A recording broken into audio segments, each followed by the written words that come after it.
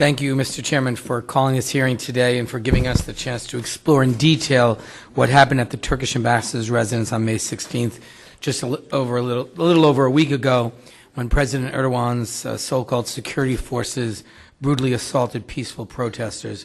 I want to thank our witnesses for being here today and to note that Ms. Yus Soyan, Mr. Yasa, and Mr. Hamparian were in attendance at the protests and will be sharing their firsthand accounts of what happened with us today, and I'm glad that none of you were seriously injured in the incident on the 16th, and I thank all of you for being with us, as well as Professor Wedgwood for being here today to discuss this incident and how it will affect U.S.-Turkish relations going forward. President Erdogan of Turkey recently consolidated his own control in a referendum giving him sweeping authority, as we all know, recently made an official visit to the United States to meet with President Trump. In that meeting, the two leaders discussed a variety of mutual interests, including the fight against ISIS, the failed coup plot against Erdogan last year, and other mutual interests.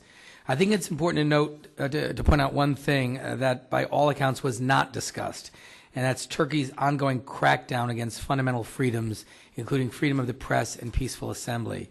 At no time did President Trump raise concerns about the crackdown being carried out by the Erdogan regime against dissidents, journalists, minorities, and anyone who speaks out against his government's abuses. Later that same day, President Erdogan was leaving the Turkish ambassador's residence when his guards became involved in an altercation with peaceful protesters, violently attacking Americans and others who were exercising their right to free speech on U.S. soil. Multiple videos from the scene show Turkish security forces beating, kicking, and otherwise assaulting protesters, with the D.C. police officers attempting to break up the altercation. I understand we're going to see some of the video before this committee in just a few minutes. At least 11 individuals were seriously injured in the attack, with 2 requiring hospitalization. Equally disturbing is the video that appears to show President Erdogan surveying the scene of protesters in front of him, then verbally encouraging his guards to attack. It's my understanding that 2 Turkish security officers were detained in relation to their involvement in this incident, but were then released due to diplomatic immunity. I also understand that there is still an active investigation into the incident by the Washington, D.C. police force. Our State Department and Secretary Tillerson have rightfully condemned this egregious action by Turkish security forces and have called the Turkish ambassador in to raise their concerns. These are good first steps, but by no means do they resolve this issue. There are a few steps that absolutely must be taken as follow-up to this horrific incident. The United States government should request a waiver of immunity for anyone involved in the violent attack against peaceful protesters. The U.S. government must make clear that we expect full cooperation by the Turkish government into the investigation of this crime. The U.S. government must make clear to Turkey and any other government who wishes to have a presence in the United States that our laws, including the freedom of speech and assembly, are the binding laws of the land when they are on U.S. soil.